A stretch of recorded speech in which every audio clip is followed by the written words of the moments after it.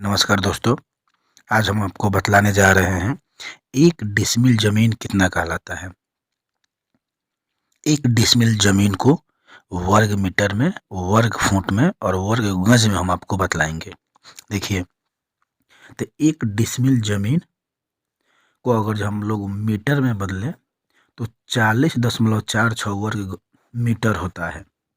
40 का मतलब हुआ कि हम कोई एक जमीन का टुकड़ा लेते हैं। ऐसे यह जमीन का एक टुकड़ा है, इसकी लंबाई मान लेते हैं 8 मीटर, तो इधर भी 8 मीटर हो जाएगा। और चौड़ाई मान लेते हैं 5 मीटर, इधर भी 5 मीटर हो जाएगा।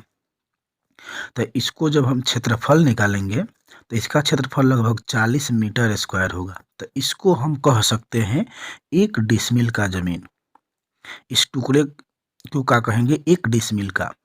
यदि इसको हम नहीं लेते हैं, कोई दूसरा आकृति हमारे पास है, एक लंबा आकृति हमारे पास मिल जाता है। इसे कोई कोई जमीन बहुत पतला होता है, तो मान लेते हैं इसकी चौड़ाई 2 मीटर और इसकी चौड़ाई 2 मीटर और लंबाई है 20 मीटर, लंबाई है 20 मीटर, तब भी हम इस टुकड़े को हम क्या कहेंगे? एक डिसमिल का जमीन कहेंगे।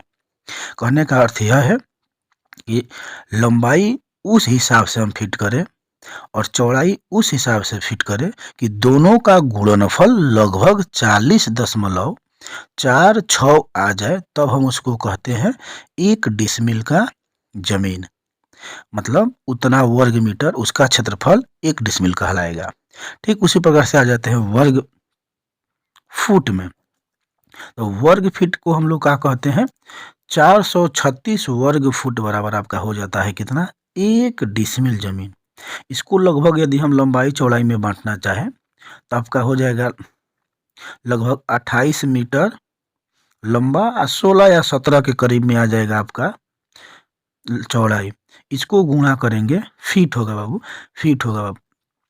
तो इसको गुणा करेंगे तो इसका जो क्षेत्रफल आएगा, इस खंड को, इस टुकड़े को हम कहेंगे वर्ग फीट और एक डिसमिल के जमीन कहेंगे। यदि हम इसको गज में मापना चाहें तो 48.4 वर्ग गज बराबर एक डिसमिल होता है। ये खूब आसानी से हम इसको माप सकते हैं। इसको टुकड़े के रूप में बनाए तो 8 गज लंबा और 6 गज चौड़ा जमीन मिल जाए हमको, तो हम उस टुकड़े को कहते हैं एक डिसमिल। इसको हम ऐसे भी बना सकते हैं, 12 गज लंबा और 4 गज चौड़ा, तो 12 चौक 48, यानी हमारा जो क्षेत्रफल बनेगा यह पूरा का पूरा 48 गज का, 48 गज स्क्वायर का जमीन बनेगा। तो इस टुकड़े को हम लोग लगभग एक डिसमिल का जमीन कह सकते हैं। वैसे इसके साथ साथ हम आपको बतला दें कि 100 डिसमिल में 1 एकड़ होता है, बराबर 1 एकड़ हो जाता है आपका, 1 एकड़ होता है। उसी प्रकार से 1 काठा में 4 डिसमिल होता है, 1 कट्ठा में आपका 4 डिसमिल हो जाता है।